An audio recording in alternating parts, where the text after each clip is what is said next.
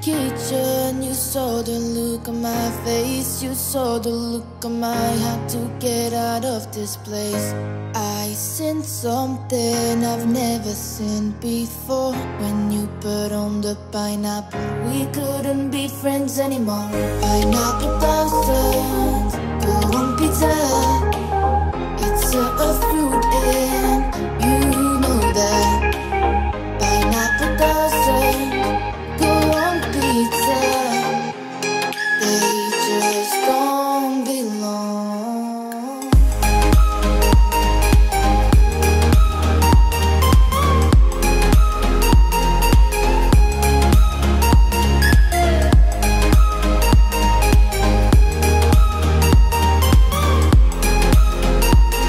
Nakuha na po namin yung yung affidavit of support ni Raquel. Nakakaluka tong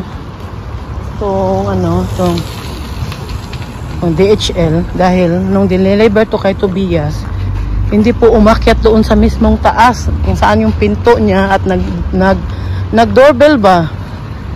Sinasabi pa hindi daw niya yung nilagay niya na sulat dito sa hindi daw niya mahanap yung ng receiver, yung address. Nako, ang laki ng address doon kay Tobias, number niya ng bahay niya.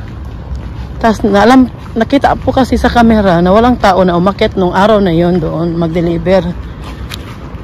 Tapos normally po dito sa Germany ang DHL, pag hindi nila ma-deliver yung importante na documents na kailangan personal talaga ibigay sa receiver, ibabadala nila yan sa office at doon muna ng ilang araw. Ang ginawa naman ng nag-deliver, diniritso sa sender, binalik dito sa Philippine Consulate sa Frankfurt. Di ngayon tawag ako ng tawag, hinintay ko kasi nagtaka na ako bakit ang tagal dumating ng kasi nag-extra bayad kami para rush to ba, para isang araw lang yung matapos na, hindi pa dumating. Nagtaka po talaga ako. Normally madali lang naman yan kasi pakatlong beses tabi kami nagkuha ng affidavit of support kaya nung yung tingin ko sa tracking number po, doon ko na nakita na binalik sa DHL sa sender doon dito sa Philippine Consulate sa Frankfurt. Nagalit na si Martin kasi nga binalik dito. Nagalit na si Martin kasi binalik dito sa Frankfurt, sa consulate. Kami po, aalis kasi kami, magbakasyon kami. Tapos ito hindi niya makuha yan dito kay nagtrabaho. Yun, walang bakasyon. Tapos kailangan beto na mong ipadala sana sa Pilipinas. Kasi kailangan to sa immigration. Puti na lang, ni-message ko naman yung immigration, tinanong ko. Sabi naman, pakita na lang daw yung Xerox copy. Kaya hindi makakuha ni Tobias yun dahil nga may trabaho. Nagalit ito si Martin kaya wala makakuha ulit. Kung ipadala naman sa DHL ulit, kailangan pa namin magpadala doon ng envelope. Haabuti ng ilang araw din. Kaya sabi namin, i-pick up na lang namin nung last week. Alam po ba ninyo, ilang beses ako tumawag dito sa consulate. Kasi tinatanong ko kung dumating na. Dahil nga, para bago kami alis, magbakasyon, matapos na to, ayaw naman namin na makuhanan yung bakasyon namin dahil ilang araw lang din kami magbakasyon. Ayan, buti na lang at okay na. I-send namin to Raquel mamaya i-email naman to Raquel mamaya. Nag-start na po yung bakasyon namin ngayon. Nagbiyahe na po kami. 160 kilometers na lang.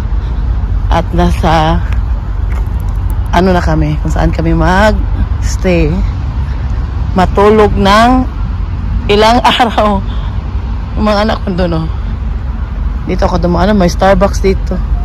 Naihi kasi ako. Ang init po ngayon, mas mainit ngayon dahil 36 degrees ngayon dito. Ay, yung mga anak ko. May Starbucks mag-inom tayo ng kape para di tayo antokin. Mga anak ko gusto din kumain ng Burger King kasi may Burger King dito. Titingnan na lang natin ano ba bibili natin dito sa Autobahn Raststätte.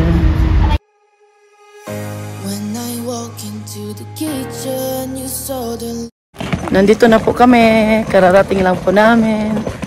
Yung buti na lang, hindi kami masyadong mainit dito. Katulad doon sa... Ha?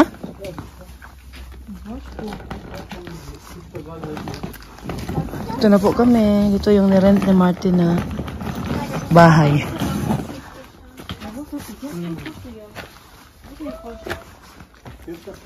Sobrang tahimik dito.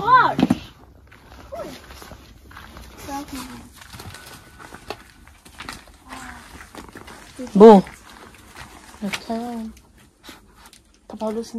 Mag-room tour po tayo ngayon. Ito po yung kwarto namin ni Martin. Maliit lang po siya, pero okay lang naman. Kaya hindi naman tayo dito, ano ba?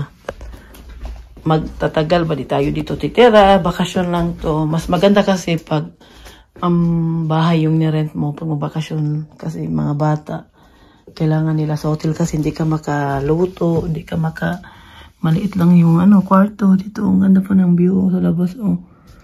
Parang nasa lang kami, nasa amin lang kami. Ang ganda naman ang view ng kwarto namin ni Martin sa labas. Tapos may upuan pa siya.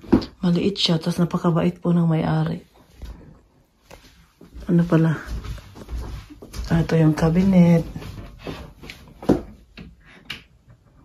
Di ba? Off natin. Punta tayo doon sa ito naman yung kusina. Maliit na kusina lang siya. Ayan luma na bahay na to. Ito, meron pang mga kwarto dyan. Meron din nag-rent dyan siguro. Number 1 to. Nasa 3 kami. Ayan siya. Ito yung mga plato. Ito yung maliit na kusina. Ito naman ang view sa labas. Ito yung maliit na kusina. Kasi hindi naman kami palagi dito. Umaalis kami. Magising kami sa umaga. Mag-breakfast. Tapos alis na kami. Uwi na kami gabi na. Matulog na. Kinabukasan na naman. Yun na naman ang gagawin namin. Diba? Kaya hindi natin kailangan ng malaking. Hindi natin kailangan ng magandang basta yung kaya lang sa budget. Ay, naman siya. Ito naman yung shower room. Meron pa silang mga towel. Meron pang lalagyan ng towel. O, diba, napakalinis. Ito naman yung shower nila. Maliligo kasi ako mamaya siguro kasi naligo man ako kanina. Baka bukas na ako maligo. Ito naman yung kwarto nila. Ito naman yung police na dumating. What police? Ito naman yung kwarto ni Philip at ni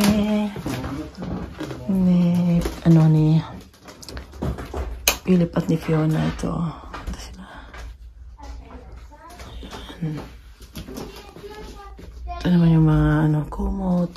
Kung hindi natin kailangan ng kumot dahil lang init. Ito naman yung sa likod. Sarado ko kasi mga anak ko baka ano yan sila. Pag makita yan sila ng lamok, maganda. Ipapatay talaga nila yung lamok. Pag nakita nila may lamok na lipad sa kwarto, hindi yan sila ba. Kasi masakit. Yung lamok kasi dito, maraming lamok basta sama. Ang liit naman ang toilet lang nila, maliit lang. Yung toilet lang talaga yung maliit. Kasya naman nata si Martin. So, this glaube die Toilette ist sehr klein für dich. Ito yung toilet nila. Yung mga balit na. Ito naman yung living room. Liit lang din. Meron din mga ganyan-ganyan. Pili, guck mal draußen. Aussieht da draußen. Plantita rin maaari dito. Ito naman yung balkon. Kaso yung magandang umaga po. Uulan ngayon dito. Samantala kahapon ang init-init. Pero kahapon dito, hindi na siya masyadong mainit katulad doon sa amin. Kasi umulan daw dito kahapon. At ngayon naman, umulan na naman. Sana mamaya ba hindi uulan dahil alis kami. Mga anak ko tulog pa. Si Martin na sa toilet. Maaga kami nagising. Dahil nga, ano ko ba, excited ako dahil darating nga si Raquel bukas. Pero hindi kami ang magsundo sa kanya dahil nasa bakasyon kami. Pag uwi pa namin sa bahay namin siya makita.